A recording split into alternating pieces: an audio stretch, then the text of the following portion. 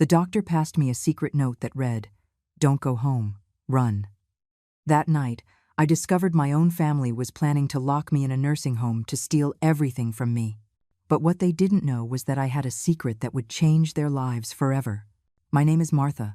I'm 70 years old, and for 45 years, I believed I had raised a loving son.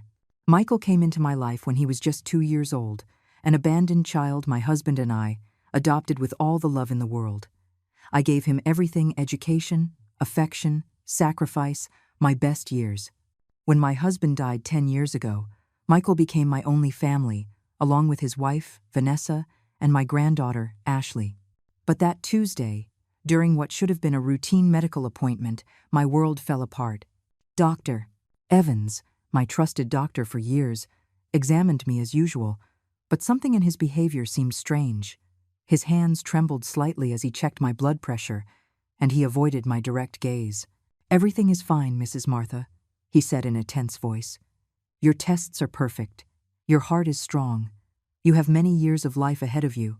But as I got up to leave, I felt him move closer behind me. Suddenly, as I was picking up my purse, Dr.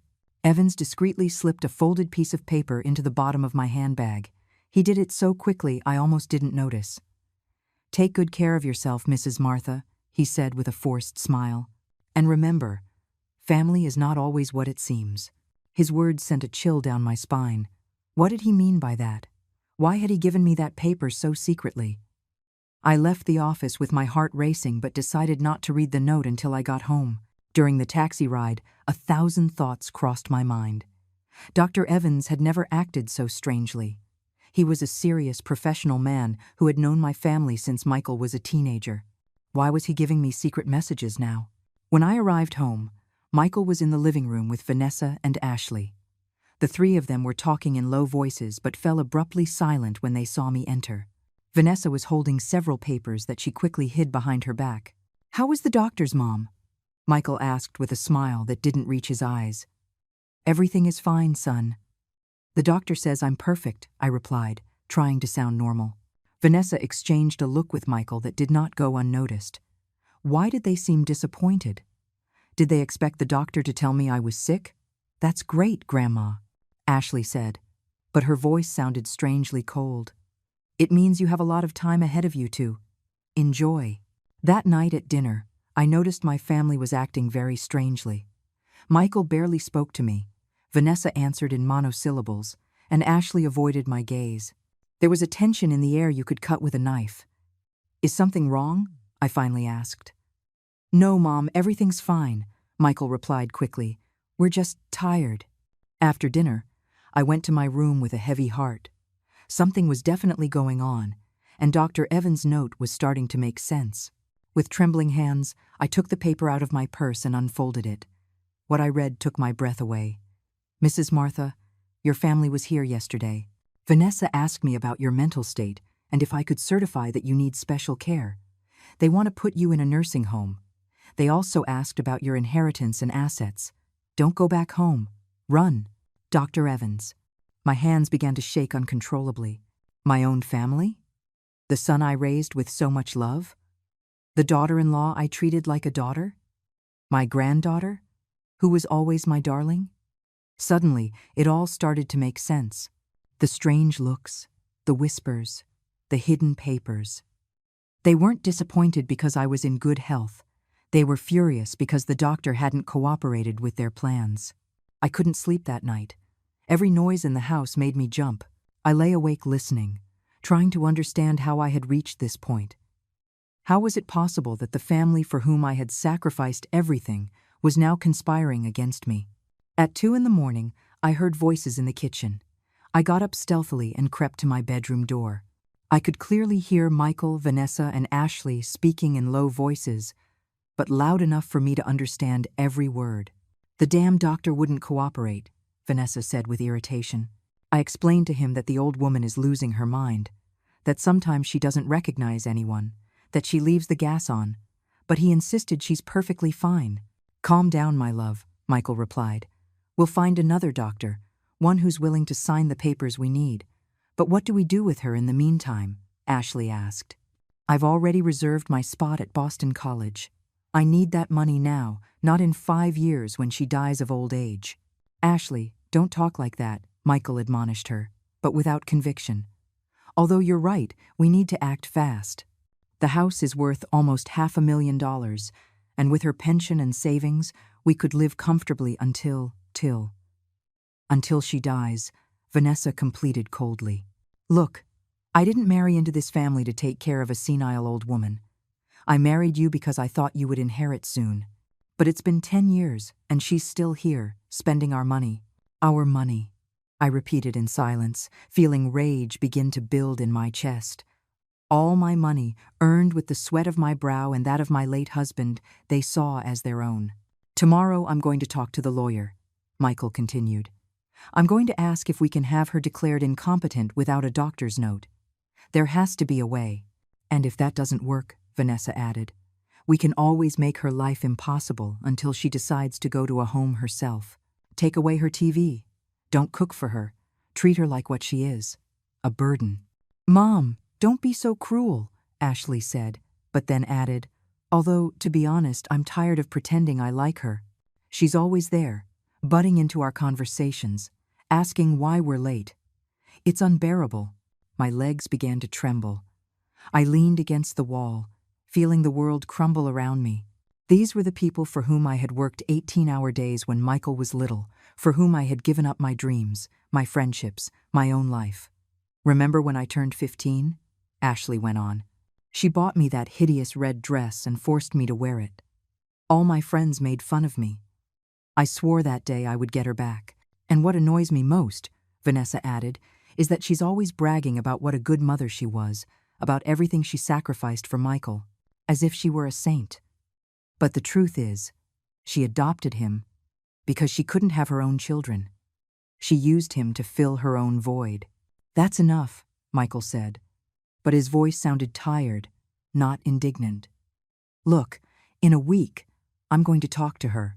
I'll tell her we found a very nice home, that it will be better for her to be with people her own age. And if she refuses, we'll use Plan B. What's Plan B? Ashley asked.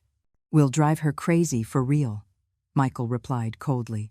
We'll switch her medications, hide her things, tell her she did things she didn't do. In a month, any doctor will certify that she's insane. The horror of his words hit me like a punch. They didn't just want to rob me. They wanted to destroy my mind, my dignity, my sanity. They wanted to turn me into what they claimed I already was. It's perfect, Vanessa said excitedly.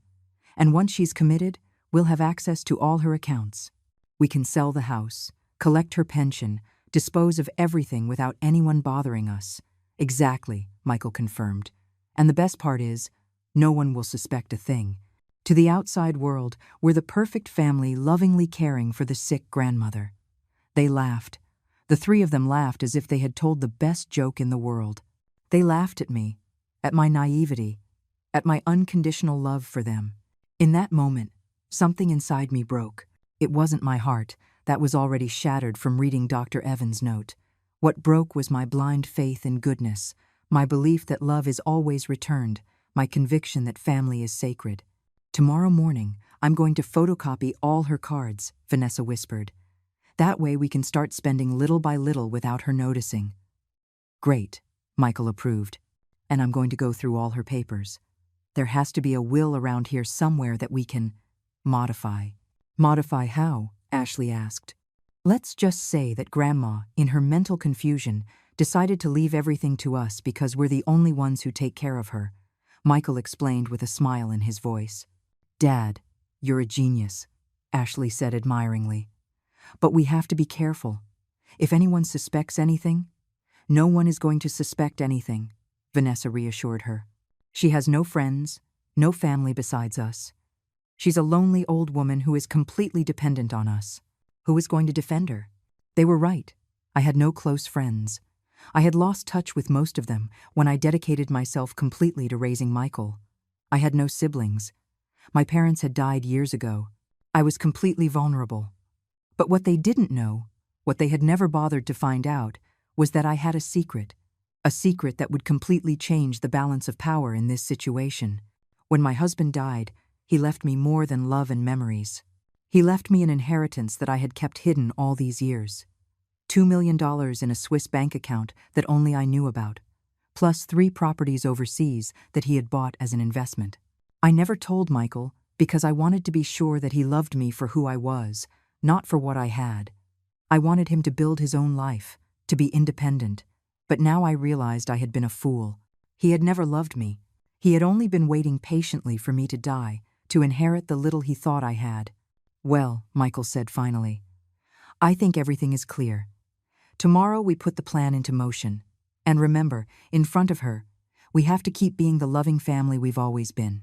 Of course, Vanessa replied. I'm an excellent actress. I can pretend to love her a little longer. I heard their footsteps moving away toward their rooms. I stood there, paralyzed, with Dr.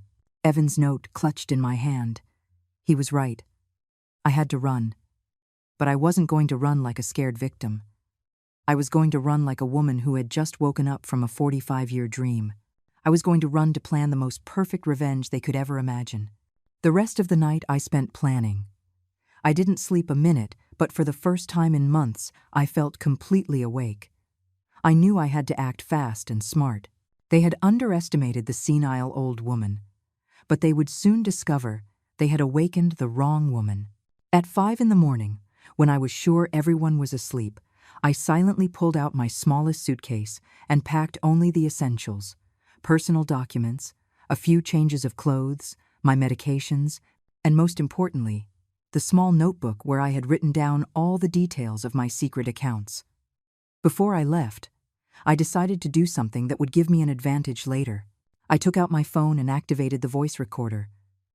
Then, pretending I had forgotten something, I walked back through the house, making sure to pass near Michael and Vanessa's room.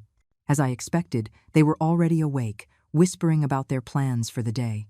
Vanessa was talking about photocopying my cards, while Michael mentioned his appointment with the lawyer to ask about having me declared incompetent. Do you think she suspects anything? Vanessa asked worriedly. Impossible, Michael replied. She's too old and trusting. Besides, what could she do? She has nowhere to go, no money of her own, no friends. We're all she has. It's pathetic, Vanessa added with contempt. A 70-year-old woman who is completely dependent on us. Sometimes I feel sorry for her, but then I remember she chose this life. She could have remarried after her husband died, but she preferred to stay here being the perfect grandmother.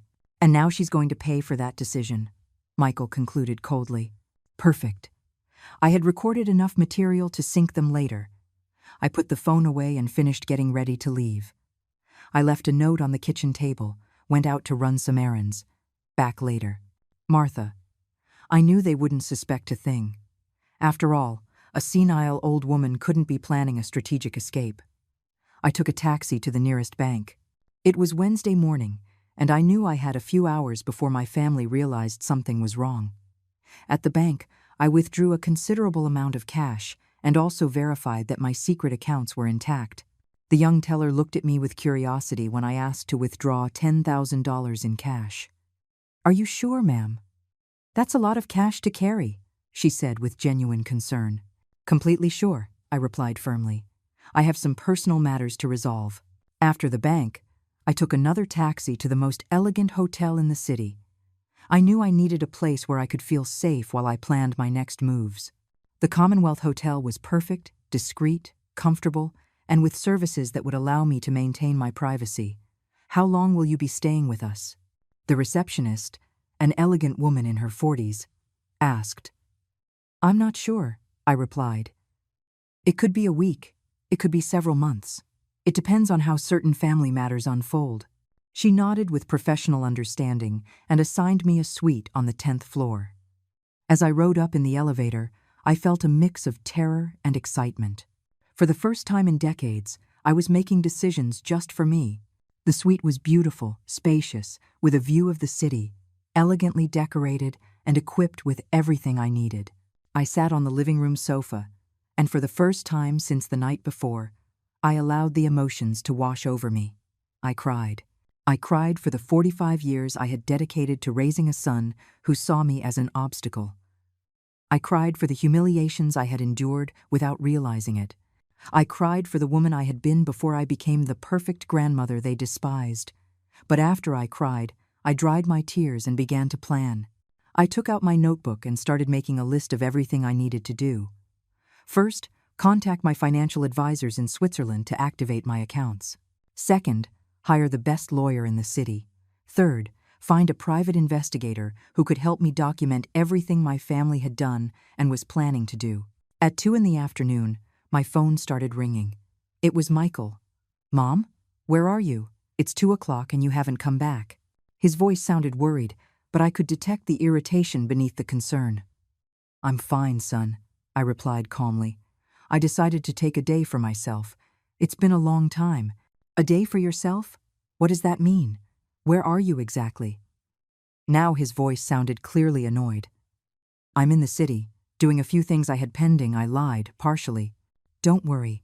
I'll be back when I'm done." "Mom, this isn't normal for you. You always let us know where you're going. Vanessa is worried, and so is Ashley. We need to know where you are." For the first time in years, I detected something in his voice that surprised me: panic. He wasn't worried about my well-being. He was worried because he had lost control over me. "You know what, Michael?" I said with a calmness that surprised even myself. "I'm 70 years old. I think I'm old enough to make my own decisions about where to go and what to do." There was a silence on the other end of the line. "Mom, you're worrying me. You don't sound like yourself. Are you taking your medications?" he asked. And in that question, I could hear the beginning of his strategy. He was already planting the seed that I was not mentally well. "I'm perfectly fine, son. I've never been better," I replied, and I hung up. I immediately turned off my phone. I knew they would call obsessively, and I needed peace to do what I had to do. That afternoon, I hired the most prestigious law firm in the city. The lead attorney, a man in his 50s named Julian Croft, met with me personally when I mentioned the amount of money I was willing to pay for his services. "I need complete legal protection," I explained. "My family is trying to have me declared incompetent to take control of my assets, but I have recordings that prove it's a conspiracy." Mr. Croft listened intently as I played the recordings I had made that morning. His expression grew increasingly serious. "Mrs. Martha," he said finally, "this is very serious. What your family is planning constitutes elder abuse, conspiracy to commit fraud, and potentially forgery of documents. We could prosecute them criminally." "That's exactly what I want," I replied with determination, "but I need to do it strategically. I want them to pay, but I want it to be in the most painful way possible for them." Mr. Croft smiled. It was the smile of a man who had found a case he liked. "Mrs. Martha, I think you and I are going to work very well together," he told me. "I'm going to assign my best team to your case, but I need you to tell me everything, absolutely everything." I told him about adopting Michael, about my husband, about the years of sacrifice, about the secret inheritance, about everything. Mr. Croft took careful notes. "Do you know exactly how much money you have in your secret accounts?" he asked. $2,200,000 in cash, plus 3 properties overseas worth approximately another $1.5 million, I replied. Mr. Croft stopped writing and looked at me with renewed respect. "Mrs. Martha, you are not just a victim of family abuse. You are a very powerful woman who has been underestimated by her family. We are going to use that power to teach them the lesson of their lives." For the first time in days, I smiled genuinely. The war had begun, but now I had the right weapons. That night, from the comfort of my hotel suite, I turned on my phone to check my messages. I had 37 missed calls from Michael, 15 from Vanessa, and 8 from Ashley. The text messages were increasingly desperate. "Mom, please answer. We're very worried. Martha, if you don't respond, we're going to call the police. Grandma, where are you? Dad says you're going to get in trouble." I decided to reply only to Michael. "I'm fine. Don't worry. I'll be back when I'm ready." The response came immediately. "Mom, this isn't normal. You need to come home now. Vanessa made your favorite dinner, his favorite dinner." As if after 45 years, I didn't know that Vanessa had never cooked anything special for me. It was another lie, another manipulation. The next day, Julian Croft called me early. "Mrs. Martha, I have some interesting news. My private investigator has already started working on your case and discovered something important. Your daughter-in-law, Vanessa, has been using your personal information to apply for credit cards in your name for the past 6 months. What? I exclaimed, feeling indignation rise in my chest. You have 5 credit cards that you never authorized with an accumulated debt of $43,000. Purchases at luxury stores, expensive restaurants, even a trip to Cancun last month, the lawyer explained. But I never went to Cancun, I said, confused. No, ma'am, they did. Your family took a 1-week vacation using your money, while they told you they were going to visit Vanessa's sick mother. The memory hit me like a slap. I remembered that week perfectly. Vanessa had cried, saying her mother was very ill and they needed to go take care of her urgently. I had given them money for the trip, on top of what they had already stolen with the fake cards. Mr. Croft, what else did your investigator discover? I asked, dreading the answer. Your son, Michael, lost his job 8 months ago but never told you. He has been living off your savings and pension. We also discovered that he has already contacted 3 different doctors, trying to find one willing to certify that you suffer from senile dementia.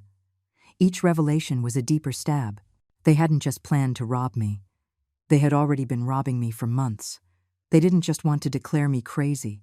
They had already started the process. And my granddaughter, Ashley? I asked in a broken voice. She has her secrets too, Mrs. Martha. She's 3 months pregnant, but she's lying to her parents about who the father island. Apparently, the real father is a 50-year-old married man who promised to leave his wife, but now wants nothing to do with the baby. Oh my God, I whispered. My granddaughter, the girl I had helped raise, was caught in a scandal that could destroy her future. There's more, Mr. Croft continued. Vanessa has been having an affair with your neighbor, David, for the past 2 years. My investigator has photographs and videos to prove it. David? Karen's husband? I asked, remembering the sweet woman who lived next door to my house. The very same. Apparently, Vanessa and David meet at a motel on Tuesday and Thursday afternoons, while Michael thinks she's at her yoga class. The irony was brutal. While they were planning to destroy my life by accusing me of being crazy, each of them was living lies that made them far worse than I had ever imagined. Mr. 20 Prusand, Croft, I want you to document all of this, I told him with renewed determination. Every lie, every theft, every betrayal.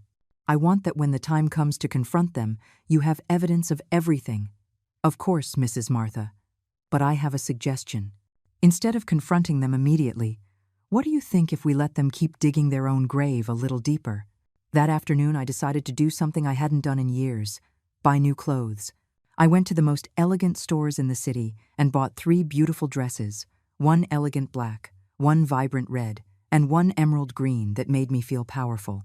I also bought new shoes, a genuine leather handbag, and even had my hair styled at the most exclusive salon in the city. The stylist, a young woman named Sophia, worked on my hair for 3 hours. Ma'am, you have beautiful hair, she told me as she worked. Why have you had it so neglected? Because for a long time, I thought it wasn't worth taking care of myself, I replied honestly. I thought my only function was to be the invisible grandmother who takes care of everyone else. Well, those days are over, Sophia declared firmly. When I'm done with you, you're going to look like the queen you've always been. And she was right. When I saw myself in the mirror, I didn't recognize the woman looking back. My hair had a modern, elegant cut with highlights that brought light to my face. I looked powerful. That night, having dinner in the hotel restaurant, I decided to call Michael. Mom? Finally. Where the hell have you been? His voice was furious, not worried. Taking care of myself, son? I replied calmly. You know, it's been years since I've dedicated time to myself. It's been very revealing. Mom, this has to stop. You can't just disappear like this. We're your family. We have a right to know where you are. A right? I repeated, letting the word hang in the air. Since when does my family have rights over me? Since you started behaving erratically, he replied. And there it was again, trying to plant the seed that I was mentally unstable. Erratic? You think it's erratic for a 70-year-old woman to decide to take a few days for herself? Yes, when that woman has never done something like that before. Mom, I think you need to talk to a specialist. You're acting very strangely. A specialist? I asked, feigning confusion. What kind of specialist, Michael? A psychologist, Mom. Someone who can help you with these behavioral changes. Perfect. He was admitting his intentions himself on a call I was recording. You know what, son? You're right. I do need specialized help, I told him, and I could hear his sigh of relief on the other end of the line. I'm glad you understand, Mom. Yes, I understand perfectly. I need a specialist in family fraud, a specialist in elder abuse, and a specialist in psychological manipulation, because that is exactly what you all have been doing to me. The silence on the other end of the line was deafening. Mom, what are you talking about? I'm talking about the fact that I know everything, Michael. I know about the fake credit cards Vanessa took out in my name. I know about your plan to have me declared incompetent. I know about the doctors you've contacted. I know everything. Mom, that's ridiculous. I don't know what you're talking about. I think you really need medical help. You know what else I know, Michael? I know you lost your job 8 months ago and have been living off my money while lying to my face. I know about the Cancun trip you paid for with my stolen money. And I know many other things that are going to surprise you a lot when you see them in court. You're delusional, he said, but his voice no longer sounded confident. Delusional? Last night I overheard you planning how to drive me crazy for real by switching my medications. Is that also a delusion? This time the silence was even longer. Mom, come home. We can talk about this as a family. No, Michael. We are no longer a family. A family doesn't betray each other the way you betrayed me. A family doesn't plan the mental destruction of one of its members to steal their money. Mom, please. What I am going to do is give you a chance. A single chance to confess everything, apologize genuinely, and return every cent you have stolen from me. If you do, maybe, just maybe, I can find a way to forgive you. We have nothing to confess, he replied, but his voice was trembling. Then I'll see you in court, son. Have a good night. I hung up the phone, and for the first time in days, I felt completely at peace. The war had been officially declared, and I had all the weapons. The following days were an emotional roller coaster. My phone wouldn't stop ringing with desperate calls from my family. First, they tried the love tactic. Tearful messages from Ashley saying how much she missed me. Broken voices from Vanessa asking for forgiveness for any misunderstanding. And pleas from Michael begging me to come home to clear things up. When that strategy failed, they switched to fear and intimidation. Michael left me a voicemail saying, Mom, if you don't come back immediately, we're going to have to take legal action to protect you from yourself. Your erratic behavior is forcing us to consider a conservatorship. But Julian Croft had prepared me for this. Mrs. Martha, let them file the conservatorship petition, he had advised during one of our meetings. It will be the best evidence we could have of their true intentions. Besides, we already have 3 independent psychiatrists who have certified that you are in sound mental condition. Meanwhile, my private investigator had been very busy. Every day I received new reports that left me more shocked than I thought possible. Mrs. Martha, he told me during our Friday meeting, your family has dramatically accelerated their plans since you disappeared. Yesterday, Michael went to your bank trying to access your accounts, saying you had suffered a psychotic episode and that he needed to manage your finances temporarily. And what did the bank tell him? I asked. Fortunately, the bank manager is very professional. He told Michael he would need official legal documentation to make any changes to your accounts. But Michael insisted so much they had to ask him to leave. Is there more? Yes, Vanessa has been selling your belongings. Yesterday I saw that she posted several of your antique furniture pieces on an online marketplace. She also tried to sell your jewelry collection to a pawn shop, but the appraiser refused because the pieces obviously belonged to an older person and Vanessa couldn't prove she was authorized to sell them. My heart raced. That jewelry was gifts from my late husband, unique pieces he had collected for decades. And my granddaughter Ashley? She's been the most active of all. She's been telling her friends that you are suffering from advanced Alzheimer's and that the family is considering institutionalizing you. She has also been using this story to borrow money from several acquaintances, saying she needs funds to pay for her grandmother's medical care. Each revelation was more painful than the last. They weren't just stealing from me, they were destroying my reputation and using my supposed illness to manipulate other people. But here comes the most interesting part, the investigator continued. Last night, the three of them had a meeting at your house with a man our sources identified as Paulie Rizzo, a known document forger in the criminal underworld. A forger? I asked, my blood running cold.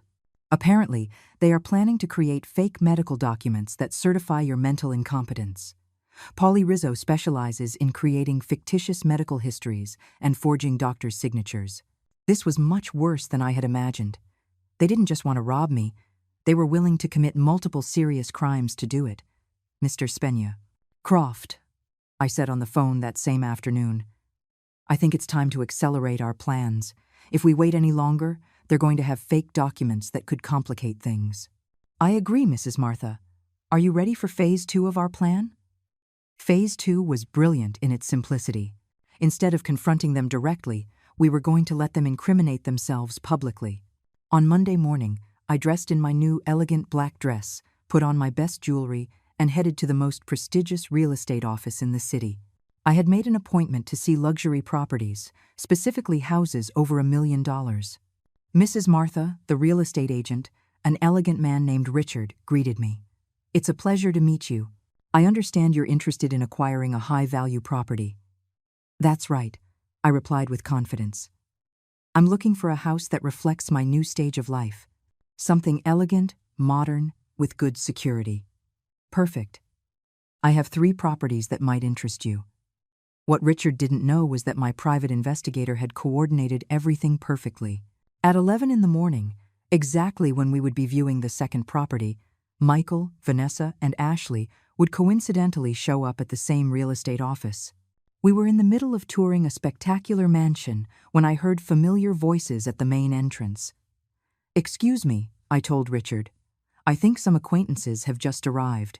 When we went down to the main lobby, there they were, the 3 of them, dressed in their best clothes, talking to another real estate agent. We're interested in selling a property, I heard Michael say. It's my mother's house, but she's sick, and we have power of attorney to manage her affairs. Power of attorney? The agent asked. Could you show me the documentation? Well, we're still processing the official papers, Vanessa replied nervously, but it's just a matter of days. We want to get a head start on the appraisal process. Hello, family, I said loudly from the stairs. The 3 of them turned at the same time, and their horrified faces were worthy of a movie. Michael went pale, Vanessa's mouth opened without a sound, and Ashley literally took a step back. Mom, Michael stammered. What? What are you doing here? The same as you, apparently, I replied calmly as I descended the stairs. Although I'm buying, not selling. Richard, my real estate agent, approached with a professional smile. Do you know these people, Mrs. Martha? Unfortunately, yes, I replied. They're my family. Or at least, that's what I thought until recently. Mom, we need to talk, Michael said, trying to sound authoritative but failing miserably. About what, Michael? About how you were planning to sell my house without my authorization? About the forged documents you're processing? Or about the power of attorney you just mentioned that doesn't exist? The other real estate agent looked confused and clearly uncomfortable. Excuse me, he interrupted, but if there is a legal conflict over the property, we cannot proceed with any appraisal until it is resolved. There's no conflict, Vanessa said desperately. It's just that she's not well in the head lately. Not well in the head, I repeated loudly, making sure everyone in the office could hear. Is that why I'm here buying a $1.5 million house with my own money? Richard's jaw dropped. $1.5 million? Ashley whispered. Oh yes, dear granddaughter, I said with a sweet smile. It turns out your senile grandmother has quite a bit more money than you all thought. I took out my phone and dialed Julian Croft's number. Julian, I'm at Richards & Associates Realty. My family is here trying to sell my property without authorization and claiming they have power of attorney over my affairs. Could you send someone from your office to document this situation? Of course, Mrs. Martha. Someone will be there in 15 minutes. I hung up and looked at my family with a calmness that surprised me. Now, we're going to wait for my lawyers to arrive, I announced. And they're going to explain to everyone here exactly what legal documents you have, how you obtained them, and why you believe you have the right to sell my property. Michael tried to approach me. Mom, this is a misunderstanding. We can solve this at home. No, I said firmly, taking a step back. There's nothing left to solve at home. I no longer have a home. At least, not with you in it. Vanessa started to cry, but they were tears of panic, not sadness. Martha, please, we're family. Everything we've done has been for your own good. For my own good? I asked, raising my voice. Was stealing my money with fraudulent credit cards for my own good? Was planning to forge medical documents for my own good? Was hiring a criminal to forge my medical history for my own good? Each accusation fell like a bomb in the real estate lobby. The other clients and employees had stopped to listen, and I could see the expressions of horror and disgust on their faces. We don't know what you're talking about, Ashley lied desperately. You don't? I took out my phone and played one of the recordings I had made. Michael's voice filled the space. We'll drive her crazy for real. We'll switch her medications, hide her things, tell her she did things she didn't do. In a month, any doctor will certify that she's insane. The silence in the real estate office was deafening. I could see the faces of the employees and clients fill with indignation and revulsion. That recording is illegal, Vanessa screamed hysterically. Not in this state, I replied calmly. And definitely not when it's recorded to prevent a crime that is being planned. At that moment, 2 lawyers from Julian Croft's firm arrived, along with a public notary. Mrs. Martha? We're from Croft and Associates. We understand there are some people here who claim to have legal authority over your affairs. That's right, I replied. I would like you to officially document that these 3 individuals have no legal power over me, my properties, or my finances, and that any attempt to exercise such authority constitutes fraud. One of the lawyers addressed Michael. Sir, could you show me the documentation that supports your authority to sell Mrs. Martha's property? They don't have any documentation, I declared, because they have no authority. What they do have is a criminal plan to steal everything I own. The public humiliation at the real estate office was just the beginning. When we left the building, my family followed me to the street, alternately screaming and begging. Mom, wait, Michael yelled. We can fix this. It's all been a terrible misunderstanding. Grandma, please, Ashley cried. I love you. You can't do this to us. Vanessa, for her part, had completely changed her strategy. She was no longer feigning love or concern. You're a bitter old woman, she shouted as I got into my taxi. You've used us all these years. Michael gave you the best years of his life, and this is how you repay him. The best years of his life? I turned to her from the taxi window. You mean the years when I worked 18 hours a day to support him? The years I gave up my career, my friends, my social life to raise him? Those years? You chose to adopt him, Vanessa retorted with venom in her voice. No one forced you, and now you expect us to owe you eternal gratitude. I don't expect you to owe me gratitude, I replied with deadly calm. I just expect you not to rob me, not to betray me, and not to plan to drive me crazy to get my money. Apparently, that was too much to ask. I told the taxi driver to go, leaving my family shouting on the sidewalk. That afternoon, Julian Croft summoned me to his office for an urgent meeting. Mrs. Martha, I have extraordinary news, he told me with a smile I hadn't seen before. Your family made a critical mistake after the incident at the real estate office. What kind of mistake? In their desperation, Michael went directly to the document forger, Paulie Rizzo, and paid him $50,000 in advance to expedite the creation of his fake medical documents. $50,000? Where did they get that kind of money? From the credit cards they took out in your name. And apparently, Vanessa sold her car. But here's the best part. Paulie Rizzo is an FBI informant. He has been collaborating with the authorities for the past 6 months to dismantle a document fraud ring. I was speechless for a moment. I mean your family is not only being investigated for family fraud, but they are now under federal investigation for conspiracy to commit medical document fraud. The FBI has audio and video recordings of the entire transaction. That night, from my hotel suite, I decided to do something I had been putting off. Confront each member of my family individually, but not face to face. I had something much more powerful in mind. I opened my laptop and created an account on the most popular live streaming platform in the country. My title was simple but effective. A grandmother tells the truth about her family. At 8 o'clock at night, I started my first live stream. At first, there were only 3 viewers, but to my surprise, the number began to grow rapidly. "Good evening," I began, looking directly at the camera. "My name is Martha. I'm 70 years old, and tonight I'm going to tell you a story that will change the way you see perfect families." In 20 minutes, I had over 500 viewers. By the end of the hour, there were over 3,000. I told them everything, from adopting Michael to Dr. Evan's secret note, from the fraudulent credit cards to the plans to drive me crazy. I played the recordings, showed the documents I had compiled, and explained each betrayal in precise detail. The live comments were overwhelmingly supportive. "What a horrible family. Mrs. Martha, you are a warrior. Sue them. Make them pay for everything." My grandmother went through something similar. "Thank you for being brave." But what really changed everything was when, halfway through my stream, I received a live call. It was Ashley. "Grandma, please turn off that stream," she pleaded. "You're ruining our lives." "I'm ruining your lives?" I repeated so that all the viewers could hear. "Don't you think you all ruined mine first? Grandma, everyone is watching us. My friends, my teachers, the whole school. I can't even leave the house. And how do you think I would feel when you had me committed to a nursing home against my will, declared mentally incompetent, and robbed of all my money? That was never going to happen. We were just exploring options." "Exploring options?" I shouted, for the first time losing the composure I had maintained for days. "Ashley, I raised you since you were a baby. I changed your diapers, I took you to school, I took care of you when you were sick.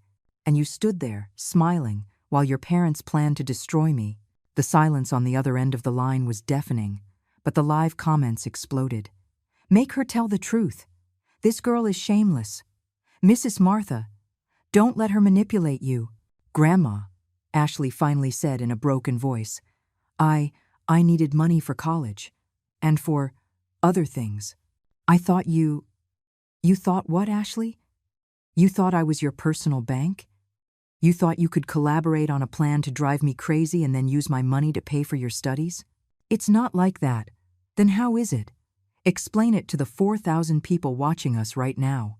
Explain to them why you told your friends you needed to borrow money to pay for my medical care while I was perfectly fine."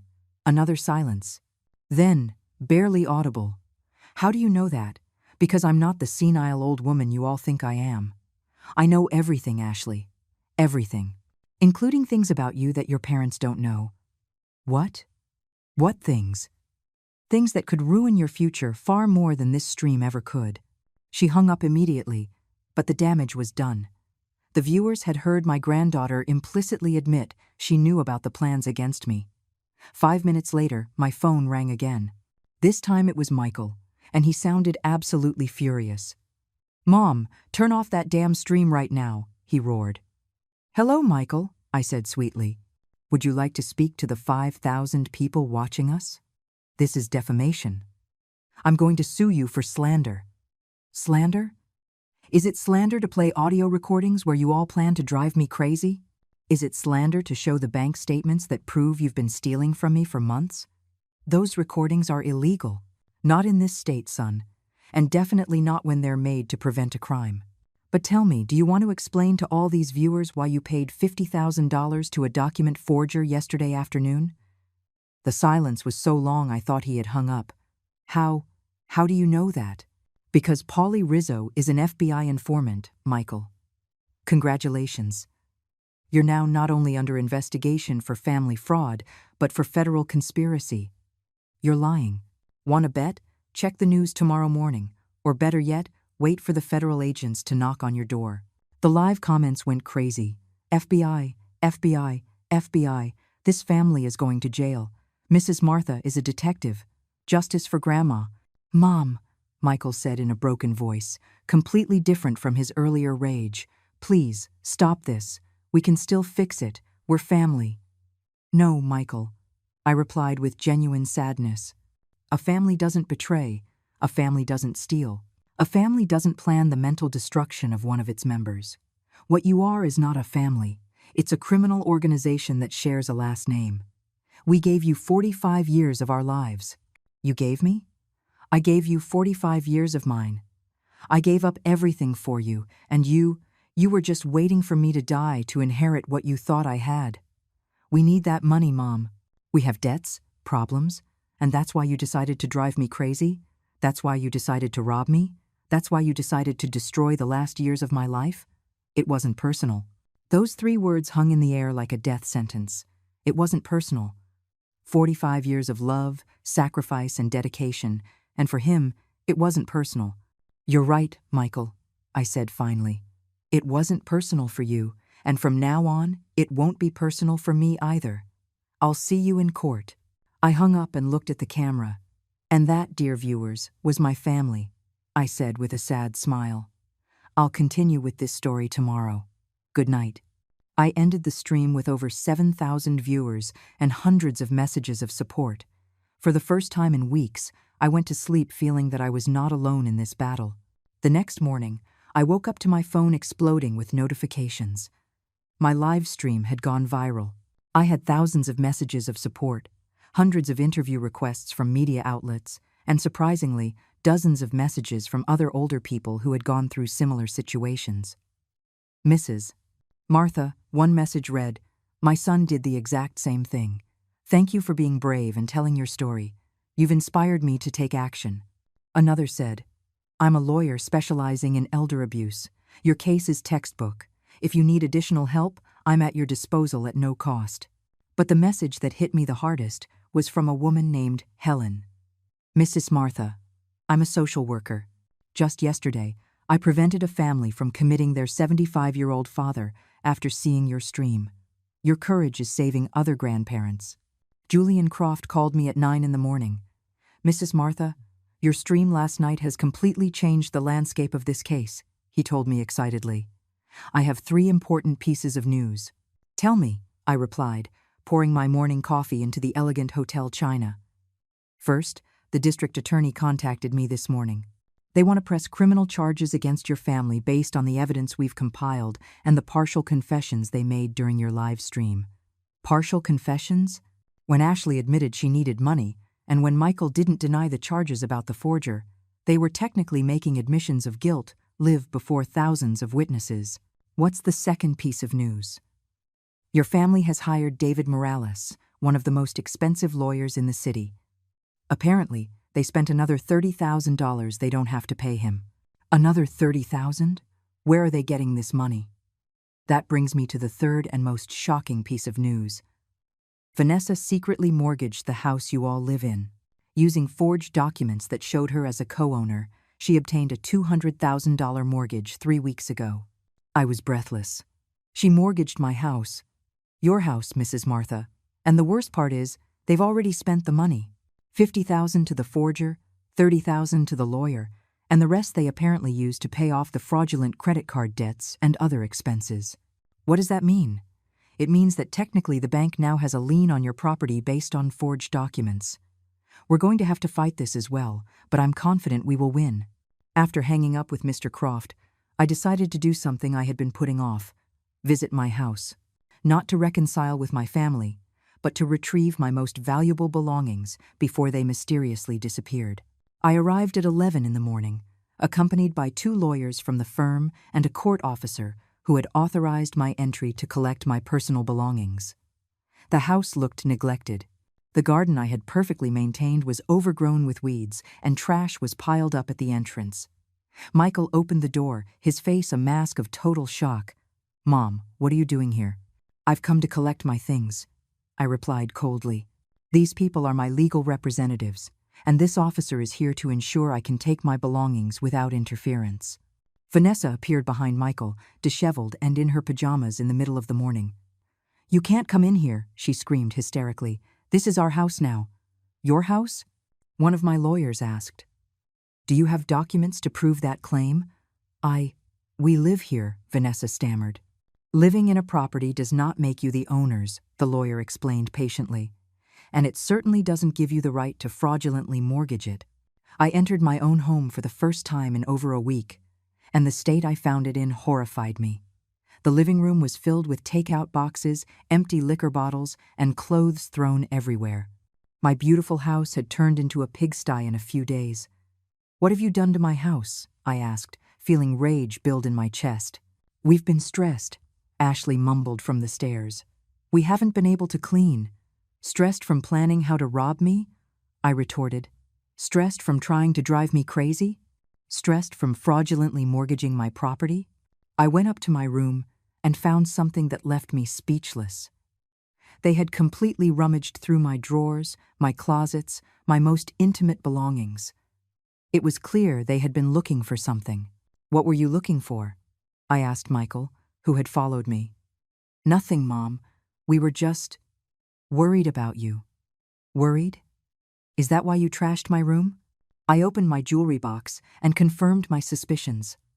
Several pieces were missing, including the diamond earrings my husband had given me on our 20th anniversary.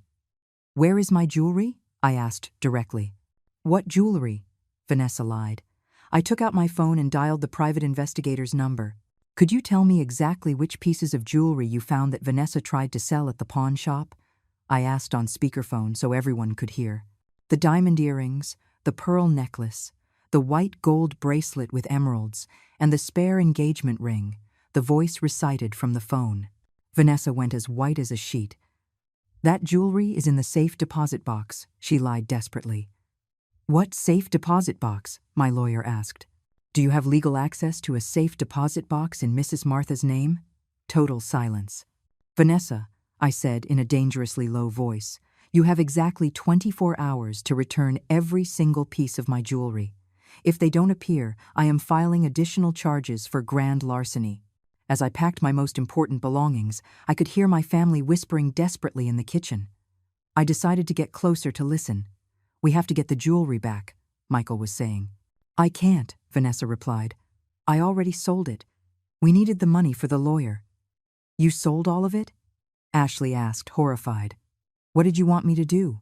"We needed another $50,000 for Polly to get the documents done faster, but that jewelry was worth over $100,000, Michael yelled. $100,000? I asked from the kitchen doorway. The three of them turned as if they had seen a ghost. "Mom, we can explain," Michael began. "Explain how?" "Explain that you knew exactly how much my jewelry was worth when you stole it. Explain that you sold it for a fraction of its value to pay a criminal. Explain that you not only stole items of incalculable sentimental value, but also sold them at a loss. We needed the money urgently," Vanessa sobbed. "For what?" "To pay the forger who was going to help you steal all my money. To pay the lawyer who was going to help you declare me crazy." Ashley began to cry. "Grandma, I'm so sorry. I didn't know the jewelry was so important to you." "You didn't know?" I looked at her, incredulous. "You didn't know that your grandfather gave me the diamond earrings the day I first met you? You didn't know the pearl necklace belonged to my mother? You didn't know that each of those pieces had a story, a memory, a part of my life? I thought they were just old things," she mumbled. "Old things. Like me. Right?" The court officer approached. "Mrs. Martha, if you're finished collecting your belongings, we should go." "Yes," I replied, taking the last box. "I'm done here. Forever." As I left the house, Michael shouted from the door, "Mom, we can still fix this. We're family." I turned one last time. "No, Michael. Family is built on love, respect, and trust. You all destroyed all three. We are not family anymore. Now we are just adversaries in a court of law." I got in the car and drove away from the house where I had lived for 45 years, knowing I would never return as the woman I had been. I was returning as the woman I had become, a warrior who would not be destroyed without a fight. The next few days were a whirlwind of legal and media activity. My second live stream, where I showed the state of my ransacked house and narrated the theft of my jewelry, was viewed by over 15,000 people in real time. The comments were overwhelmingly supportive, but some broke my heart. "My family did the same thing to me last year," one woman wrote. "Thank you for giving me the courage to report them, Mrs. Martha. You inspired me to check my father's finances. I discovered my brother had been stealing from him for years, another person commented. But it was a private message that really hit me. This is your neighbor, Karen. Vanessa told me that David and she were seeing each other in secret. I thought you should know. I have pictures if you need them for the trial. Karen. The sweet neighbor whose husband, David, had been having an affair with my daughter-in-law for 2 years. Even in my pain, I felt compassion for her.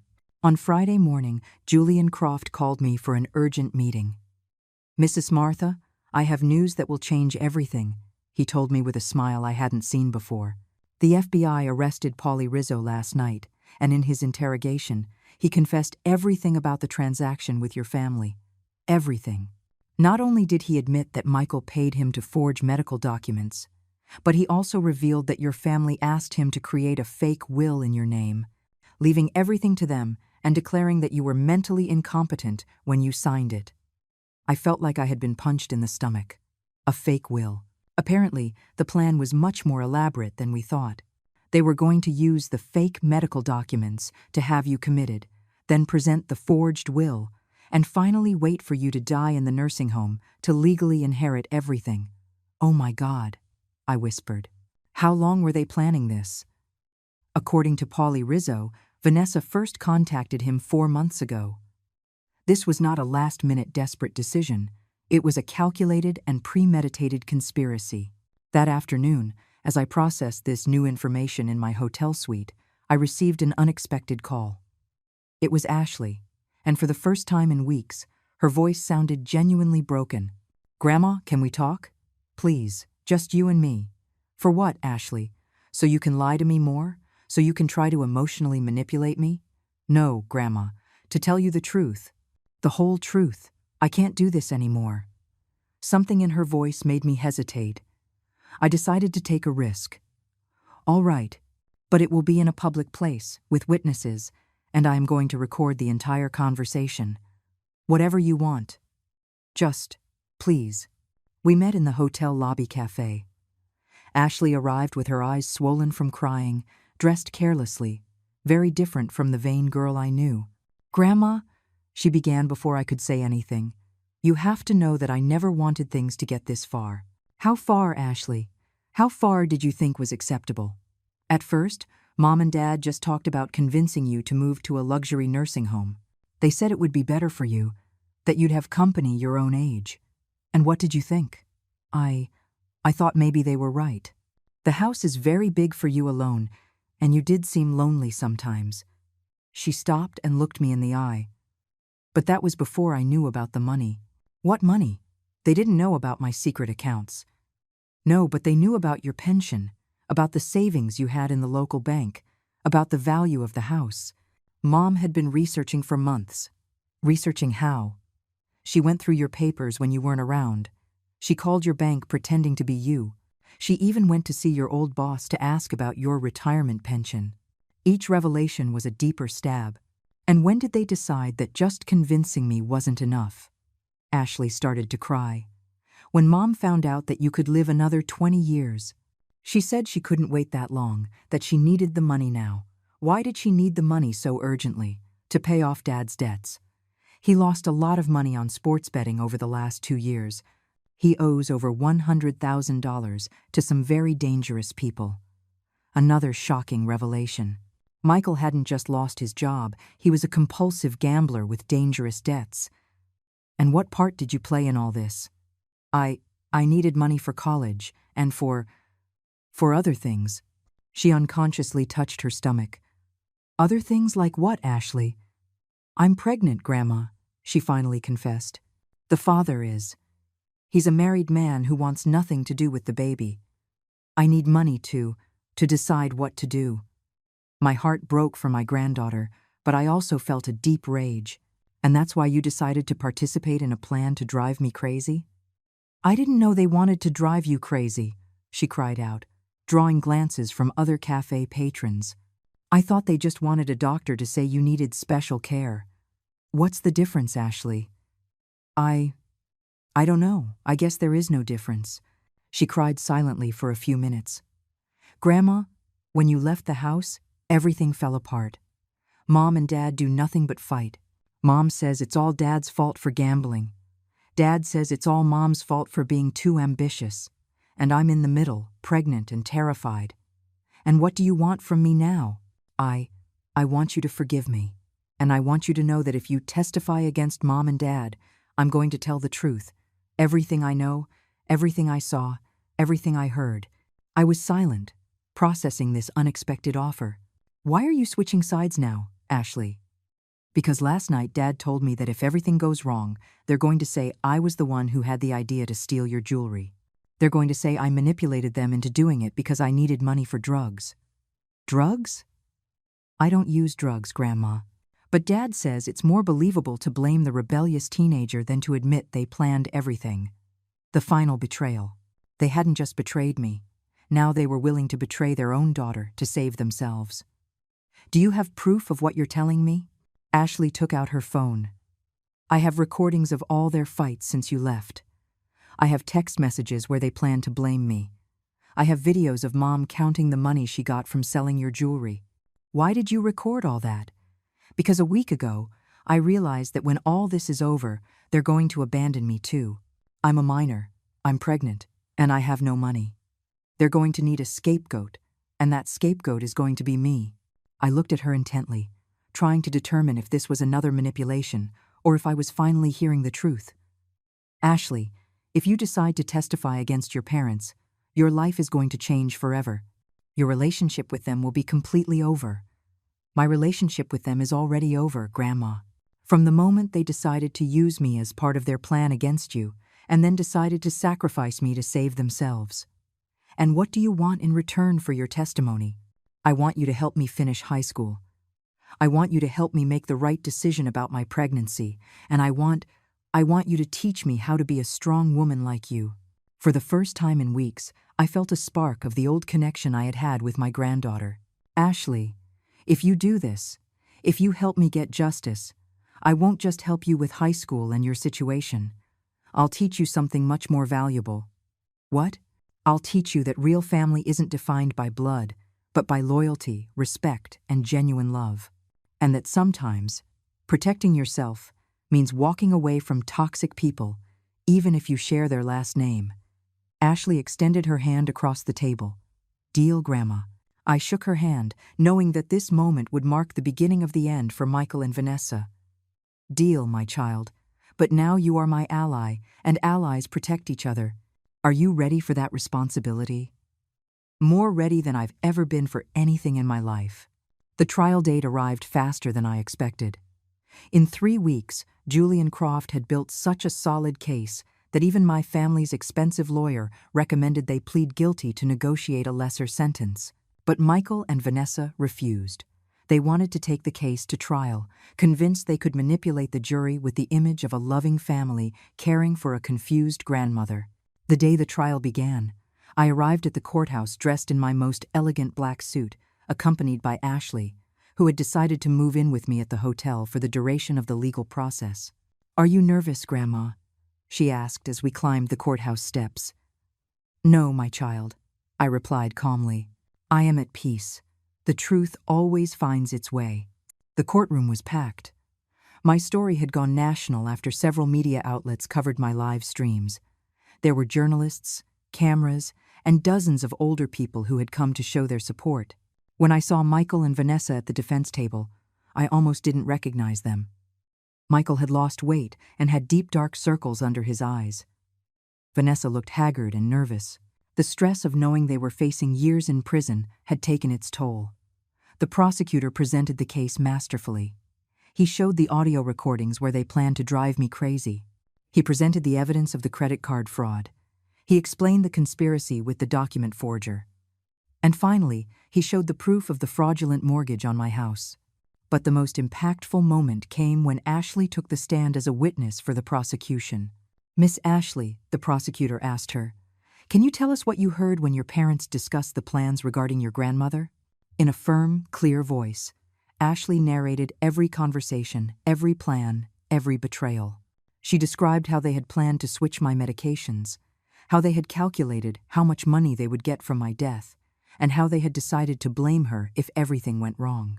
When she finished testifying, the silence in the courtroom was deafening. I saw several members of the jury wiping tears from their eyes. The defense attorney tried to discredit Ashley, suggesting she was lying to get money from me. "Miss, isn't it true that you are pregnant and need money?" he asked aggressively. "Yes, I'm pregnant," Ashley replied with dignity. "And yes, I need help. But I'm not lying to get it. I'm telling the truth because it's the right thing to do. And isn't it convenient that your grandmother has promised to help you financially in exchange for your testimony?" "My grandmother didn't promise me money in exchange for my testimony," Ashley retorted firmly. "She promised me support because I finally had the courage to do the right thing. There's a difference." When it was my turn to testify, I took the stand feeling the weight of every eye in the courtroom on me. "Mrs. Martha," the prosecutor asked me, "can you tell us how you felt when you discovered your family's plans?" "I felt as if I had been living a lie for 45 years, I replied. "They didn't just betray me. They made me question every moment of love I thought I had shared with them. They made me wonder if I was ever anything more than an obstacle between them and my money." "And how do you feel now?" "Now I feel free," I said, looking directly at Michael.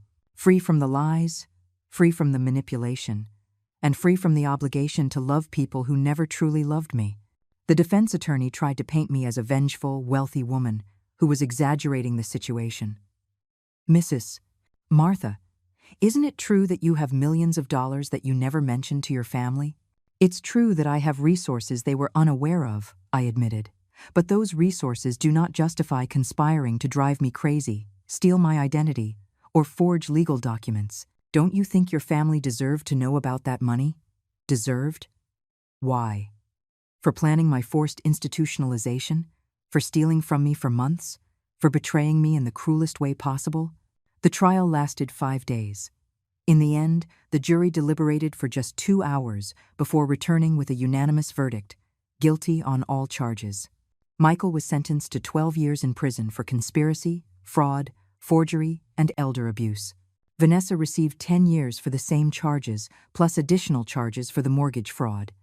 When the judge read the sentences, Vanessa collapsed, sobbing. Michael simply stared ahead with an empty expression. After the trial, as we were leaving the courthouse, a reporter asked me, "Mrs. Martha, do you feel that justice was served?"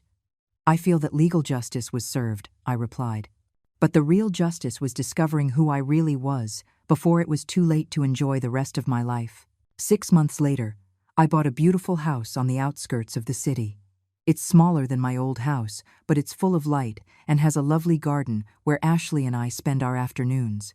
Ashley finished high school with honors and decided to keep the baby. She is now studying law, inspired by everything we went through together. She says she wants to specialize in protecting the elderly. "Grandma," she told me a few weeks ago as we were working in the garden, "do you ever regret adopting Dad?" "I don't regret adopting him," I replied, stroking the flowers we had planted together. "I only regret not understanding sooner that kindness should never be practiced at the cost of self-destruction." "And what did you learn from all this?"